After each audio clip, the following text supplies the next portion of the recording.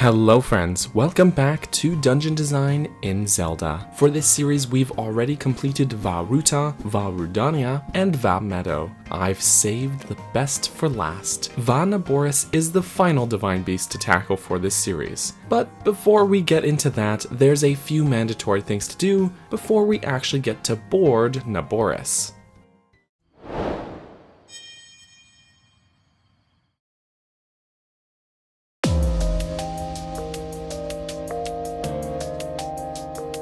Vah Naboris has always felt to me like the most natural final dungeon out of these four, before Hyrule Castle of course. Aside from the difficulty curve, its placement on the map is not only the most isolated, but the least visible. Granted, Vah Ruta is also not very easy to spot at a distance before you complete it, but it has a lot to guide you in that direction, with King Rome sending you to Kakariko, and a bunch of Zoras spread out through the Lineru wetlands, all pointing you towards Sidon and ultimately to Vah Ruta. Naboris, on the other hand, is tucked way in Gerudo Desert, which is surrounded by the Gerudo Highlands. Most people will likely make their way over there by crossing through the Gerudo Canyon Pass, which winds between these mountain ranges. As usual, it's also not simply a matter of making it to the Divine Beast and boarding it. While hidden in the shroud of a sandstorm, suspended atop its tall legs, and will launch bolts of electricity at any who attempt to approach it. Essentially, the game makes sure to not let you waltz right in. Instead, we'll need to make our way over to Gerudo Town, which is situated in the center of the desert. However, Gerudo law restricts men from entering the town, so first, you need to talk with these caravan people and get yourself a disguise from Vilya at the Kara Kara Bazaar. With the power of cross-dressing, we can now enter Gerudo Town and meet Riju, the Gerudo chief. Her and her bodyguard Buliara will see right through your disguise pretty easily, but Riju will also quickly piece together Link's identity as a champion. They enlist your help to bring down Naboris,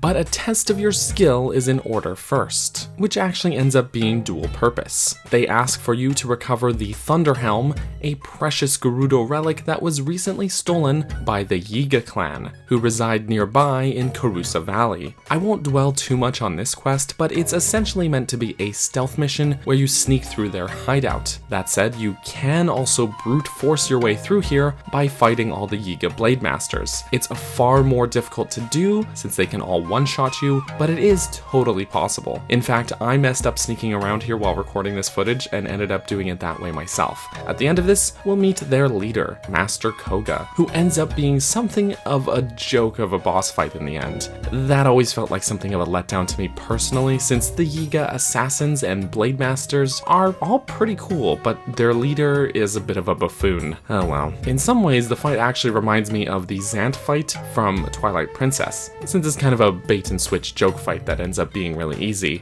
Oh well. With the Thunder Helm recovered, Riju will ask you to meet up with her at the southern outpost, so that you can take the fight to the Divine Beast. Using sand seals, you can approach Naboris and launch volleys of bomb arrows at the beast's feet. If you're short on bomb arrows, don't worry, she'll give you a bunch right before this scenario. Riju will use the power of the recovered Thunder Helm to create a protective bubble which blocks Naboris' lightning attacks, but I've always found that staying within said barrier is a little awkward, since Riju's movement speed is somewhere between your sand seal's normal and dash speeds, so you have to constantly speed up and slow down to stay within this safe zone. That said, the act of attacking Naboris, weaving between its legs at high speed and firing explosives is something of a rush to do. It's a scenario I've always found to be exhilarating, albeit short-lived. The music here is a bop as well, which kind of helps matters. Just like the other Attack on the Divine Beast segments, I love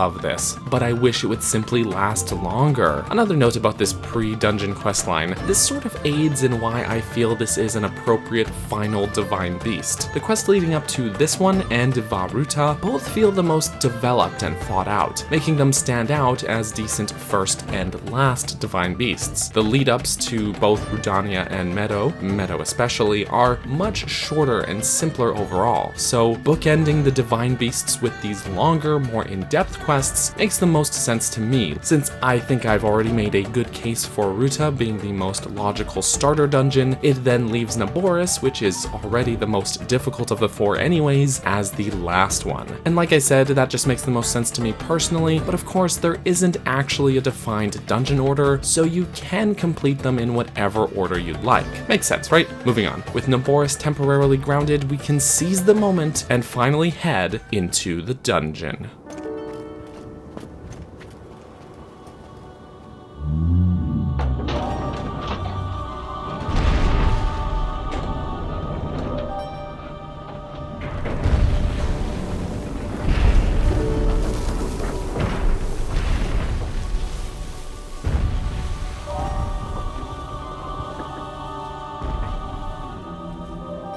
Don't let us down, Link.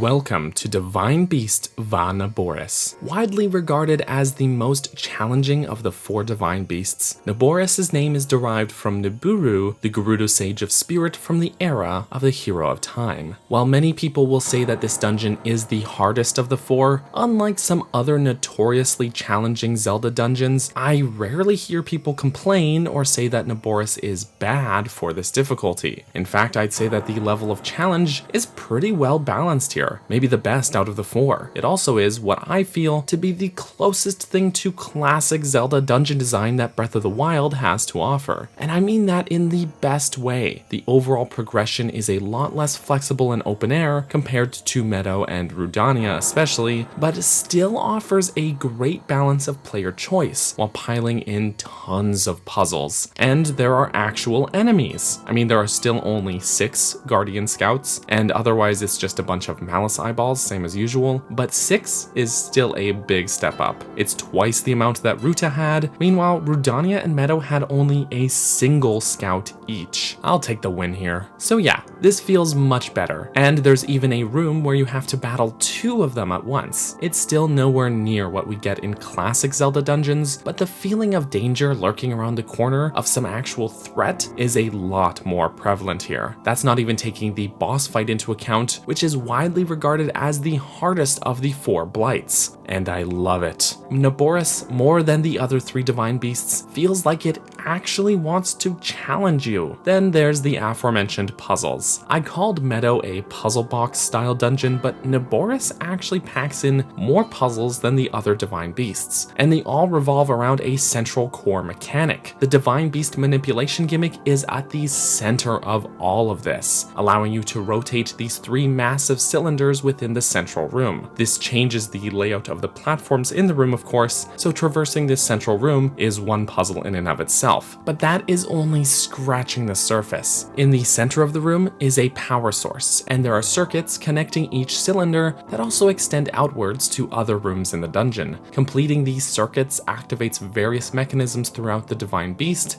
such as opening gates, having sections of the Divine Beast rotate continuously, and activating elevators, allowing you to gain more mobility and unlock more sections of the dungeon. This sort of progression structure tied to a core puzzle, with mechanics rooted in a large central room, is exactly the sort of thing you'd find in the best dungeons of classic Zelda games. And pairing this with Link's sheer mobility in this game makes for one hell of an enjoyable dungeon experience. This truly is the closest thing we get to a classic Zelda dungeon while still feeling distinctly like a Breath of the Wild style Divine Beast. It's that perfect marriage of ideas. While limiting the amount that you can freely explore might seem like a step backwards compared to Meadow and Rudania, I think having 2 Divine Beasts with somewhat more linear progression styles and 2 that offer more freedom is not a bad idea. It's all about balance. Rudania and Meadow put flexible traversal on the forefront, having you change the layouts of the dungeon to suit your need, and letting you move about almost the entire dungeon as soon as you get the map. This makes for some super fun gameplay, but it also means that the puzzles can't be as in-depth, and can just as often be completely circumvented with a bit of out-of-the-box thinking. So while that manipulation gimmick gets tied into the puzzles of the dungeon decently well, it also feels far more important to the traversal. And all of these puzzles feel like they're based on the physics, rather than any core mechanic unique to this dungeon itself. For Ruta and Naboris, that's simply not the case. Puzzle solving is at the forefront here, and the amount of layout that you can change is far more limited, so that manipulation gimmick has great impact on individual puzzles rather than traversal itself. Is one style better than the other? Not necessarily. I've stated this in previous videos, but it all comes down to execution. Variety and balance is also always good, though in my opinion Ruta falls just slightly short in terms of that execution. Naboris does not. Part of that is by virtue of separating its rooms better than Ruta did, since most of Ruta really is just one large room when you think about it. Having this separation means the puzzles in each individual room, while still maintaining that interconnectivity, can be more in-depth, and the developers are forced to have that manipulation gimmick matter more to the puzzles here, and for Naboris, they pulled it off wonderfully. As far as the architecture goes, there isn't too much to say that I haven't already while talking about the other divine beasts. Naboris is an ancient Sheikah construct, just like the rest, this time modeled after a giant camel, with the spires on the top floor making up the humps on the camel's back. Taking a look at creating a champion, it seems that this was the first design they really committed to. Page 207 states that among the early design proposals, the camel made a big impression. The direction of the design of all the other divine beasts was dictated by the polished version of the initial camel. Indeed, looking at the concept art they have in the book here, while many of the other divine beasts went through massive revisions, it seems that Naboris retained its overall visual identity and design right from the start of development all the way to the finished product. I don't know if this is intentional or not then, but the design of Naboris, having these two round spires at the top, also parallels its resting place atop Spectacle Rock, which is a natural land formation and recurring landmark throughout the series. So we have a minor visual parallel here, which could be what inspired the Sheikah architects to design Naboris this way in the first place. After all, I really can't think of any camels appearing in any Zelda game, including Breath of the Wild. We don't even know if the creature exists within the world of Hyrule or not, but I could be way off base here and overthinking things. As for where Naboris was excavated from, this is the one divine beast we have the most information about in this regard. We even get a flashback cutscene early on in the game showing this. Naboris was discovered somewhere in the Gerudo Canyon, and the scaffolding that was used for this digging operation is still around in the present day, even 100 years later. It's worth noting that when Calamity Ganon resurfaced, the champions were accompanying Princess Zelda to Mount Lanayru. To be more specific, they were at the east gate of the Lanayru Promenade when all hell broke loose. This put Urbosa, warrior queen and champion tasked with piloting this divine beast, at a severe disadvantage, since she would have the longest travel distance to make it back to her divine beast. Well, arguably Revali actually had farther to go, however he was able to fly over most obstacles and head in almost a straight line directly to his divine beast. Urbosa would have to travel through the promenade, cross central Hyrule, snake around the Great Plateau and through Gerudo Canyon to make it all the way back to Naboris. With her in such a rush, she may have already been exhausted by the time she made it back, making it even easier for the already quick Thunderblight Ganon to get the best of her. It's likely she didn't have the Thunder Helm on her person at the time of the battle either, since I assume it would have been kept in Gerudo Town for safekeeping, and according to the Champion's Path map in Creating a Champion, she didn't make the detour back to town, but went straight for the Divine Beast. With Thunderblight already being such a fast adversary, the sheer exhaustion, which would slow her reaction time, and Urbosa not having the one item that would grant her resistance to his element of choice, it is understandable, albeit quite tragic, that Urbosa would meet her end here, despite her being more than competent as a warrior.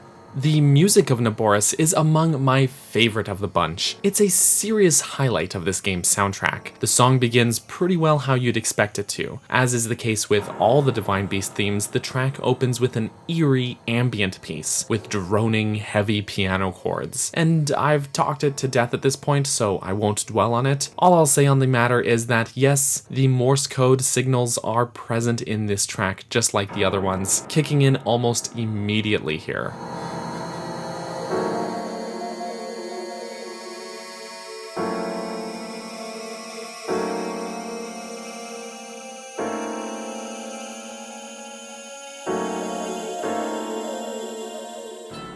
Once you have the map and at least one terminal activated, the track really kicks into gear, with some string instruments, maybe an Arabic oud, though I'm not totally sure on that one, and a more laid-back piano progression. There's just this air about this piece, a certain optimism and ethereal feeling carried in the song's reverb. The instrumentation feels like it pairs really nicely with the theme for Gerudo Town, or even the theme for Urbosa herself, as if the Gerudo chief's personality is injected directly into the music here. Cool, collected, and hopeful, but with no shortage of skill. At the same time, the beeps and static electric tones underlie the entire track. So we have a clash here of the Gerudo desert-dwelling culture and the Sheikah's technological prowess. These two elements musically at odds with each other. It's wonderfully written.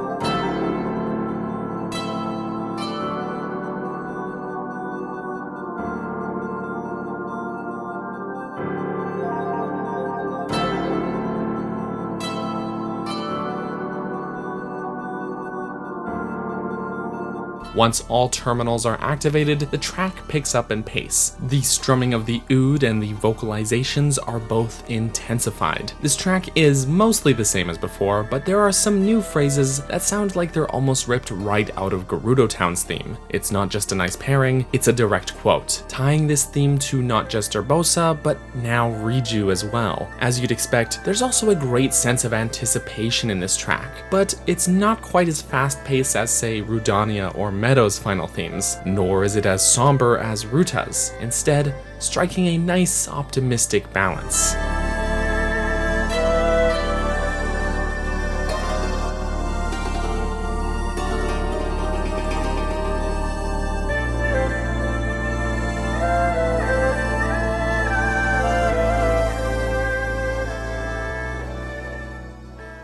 Alright, let's have a look at the progression in detail. We'll enter from this boarding platform, suspended below the belly of the beast. There's a Guardian Scout to fight right off the bat here, and some Malice to clear out of the way. Following the ramp, we'll find ourselves in the dungeon's central chamber. Across the room and up this ramp, we'll find the small room containing the Guidance Stone, granting us the map. As usual, from here we have the objective of activating 5 terminals, which are spread out throughout the Divine Beast. As I mentioned earlier, this dungeon has the most linear progression structure of the 4 Divine Beasts, but there is still some flexibility offered here, so keep in mind that I'll be covering things in the order that just makes the most sense to me in terms of how and where we'll come across them. Terminal number 1 is right here inside this central room, but it's upside down. Simply rotate the correct one of these 3 cylinders and you'll be able to reach and activate it. Terminal number 2 is also in this central room, but hidden inside this enclosure. You'll want to destroy these bombable walls blocking these balconies, make your way to this one, and then rotate the appropriate cylinder so that the enclosure with the terminal lines up with the opening in the wall here. Then climb inside and rotate again so that the terminal is upright and able to be activated. Easy. Side note, but these balconies off the central room have a handful of optional treasure chests as well as a couple of Guardian Scouts to battle. There's also an optional chest tucked inside the cylindrical hallway that extends up Naboris' neck, the gate for which can be opened by completing the circuit along these 3 main cylinders. A few more optional chests are hidden among the platforms in the central room as well, which can be reached with some tricky manipulation of those cylinders. So feel free to collect the goodies that'll be most helpful to you, whether it be guardian weapons, a bow, or some bomb arrows. Though one of these optional treasure chests is tucked on this butt platform back here, suspended from a rope. For whatever reason, I just always have a hard time grabbing this chest, so if it plummets down off the Divine Beast and you miss out, you're not alone. Alright, we'll find terminal number 3 inside of Naboris' head. Make sure that the circuit is completed in the main room. We'll need to climb out of the central chamber to this platform and solve this puzzle by turning this crank, which will rotate these gears on the side of the platform. Again, completing the circuit, the head should raise and this elevator will activate. Catching a ride takes us right up to the terminal. 3 down, 2 to go. The final pair of terminals are hidden within the spires on Naboris' back. From here though, there's Malice blocking the way into those spires, so let's cross back through the central room and head out the path on the opposite end instead. Again, make sure that the circuit is aligned on the ceiling of the central room and connected to this circuit puzzle. Move these metal blocks to complete the circuit, and this platform will rotate, raising this ramp up to the first spire. At the top floor of Spire 1 is another crank, which should rotate the circuit on the middle level, activating the moving platform that connects the 2 spires together, allowing you to freely move between them. Before we head that way though, make sure to grab this orb from this ledge on the bottom floor of the spire. Bring the orb and cross over to Spire number 2. We can clear some Malice and we'll find terminal number 4 right here out in the open, so we can activate that before moving on. Next, ride the elevator to the top floor of Spire 2 and grab this second orb. Bringing both orbs downstairs, we can power this gate to open it, battle these 2 Guardian Scouts, and then place the 2 orbs on their pedestals, which will open this gate, granting us access to the final terminal. Well done. All that's left is to activate the central control unit, which is back downstairs in the central room. Just make sure you rotate these cylinders so that it's oriented the correct way and not upside down or something. And just as you'd expect, when we attempt to activate it, we'll be confronted by the dungeon boss.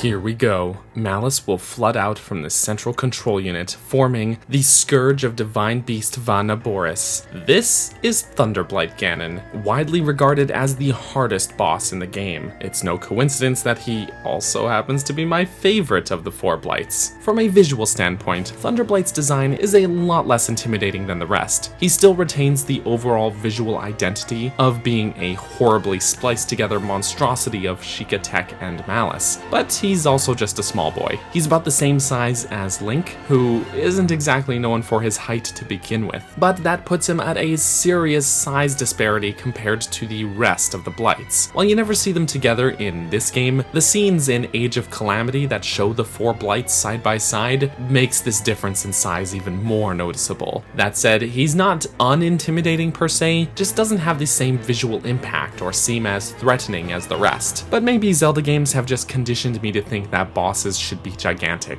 Who knows? From a gameplay standpoint, this is where Thunderblight shines. His size may make him less intimidating at a glance, but it affords him a speed that the rest simply can't match up to. Thunderblight is fast, and he will use his speed to his advantage. He also happens to be the only blight with a proper shield, meaning that attacking him head-on isn't the answer. You can temporarily break his shield, sure, but this will come at the cost of that precious weapon durability. So here's what I recommend. Learn his attack pattern and get good at either flurry rushes or shield parries. When Thunderblight uses this zigzagging dash attack, it is a double-edged sword for him, so to speak. It's his chance to strike at you, but it is also when he lowers his guard, so keep him targeted, and when he's about halfway through his dash, either backflip or shield bash, and the timing should line up perfectly for either a flurry rush or parry respectively. Through all the times I've fought Thunderblight, this is what I found to be the most reliable way to take him down, but I will grant you that it isn't easy to master. So you know, Daruk's Protection and Stasis Plus are always options for you if you can't get the hang of it. There is, of course, a second phase to the battle, which feels a bit more like it has a defined attack pattern. He'll summon these metal pillars and drop them around the arena. Then he'll charge lightning, which will strike at each pillar. Use Magnesis to grab one and draw it to him, turning his attack attack against him. This will not only deal a fair amount of damage, but it will also ground him and open him up to attack. Between that and continuing with the method I mentioned for the first phase of the battle, you should be able to take Thunderblight Ganon on. I mentioned it already, but I'll say it again. This is my favorite of the 4 blights. After the ease of which the other blights can be obliterated, it's frankly refreshing to have one of them really put up a fight like this. This is the only blight that I have a hard time using my bow to hit stun, since he'll use his shield to guard against that attack. Thunderblight is the only one where I have to really wait for an opening in his defenses to attack, rather than just hitting him with everything that I've got, even for the first phase of the battle. In other words, Thunderblight's use of speed and his overall aggression means that he puts you on the defensive rather than the offensive. Not saying that one is better than the other necessarily, but Thunderblight is definitely the hardest boss fight to master. Personally, I always find that capping a dungeon off with a boss fight that is actually challenging is far more rewarding. And given that this is the hardest dungeon of the 4 divine beasts, making this one the toughest boss makes a lot of sense to me. I love it. Once he's defeated, we'll get our heart container as usual, and we'll be able to activate the central control unit. Urbosa's spirit will appear and reward us with the final champion ability, Urbosa's Fury, which summons a lightning storm that deals massive damage to individuals and groups of enemies alike. It is a bit OP, but hey, after that boss fight, you've earned it. With the divine beast now back under the control of its rightful champion, it can take its position atop Spectacle Rock, taking aim and awaiting its moment for our impending battle against Calamity Ganon. So, that's the dungeon. Oh boy. If it wasn't obvious, Vah Naboris is my favorite divine beast. It has an interesting core mechanic that spills into all areas of the dungeon, and it feels like the only one with puzzles that actually challenge your brain. While the dungeon manipulation gimmick here doesn't lend itself to as flexible a feeling of traversal, it also doesn't really matter because of how fun and engaging everything else is. Besides, at least making your way around this central room in particular is pretty much as flexible as those other divine beasts. It just happens to be limited to this one room. But having this dungeon restrict access to certain areas until you complete puzzles and pushing us into that more linear progression style feels incredibly refreshing, since the rest of the game so strictly adheres to, well, not being strict. Having this huge central room that you manipulate and having the rest of the dungeon branch off from there, while having a core mechanic that impacts other parts of the dungeon, brings to mind for me places like the Water Temple, Snowhead, Great Bay Temple, Lakebed Temple, and even the Sand Ship. It's a formula that many of my favorite Zelda dungeons are made of. In fact, if it wasn't held back by the ubiquitous and redundant Sheikah construct aesthetic, I have no doubt that Naboris would be counted among the best of the best Zelda dungeons. Putting that visual and architectural style aside, if we simply look at the core mechanics and the progression, while it may still be a bit short on enemy encounters, this is still a standout dungeon. So as I said, this is my favorite divine beast. While it may be the most challenging one in the game, I've never thought challenge was a bad thing. And let's be honest, it falls right in line with the difficulty of classic Zelda dungeons. It's a divine beast I always look forward to completing.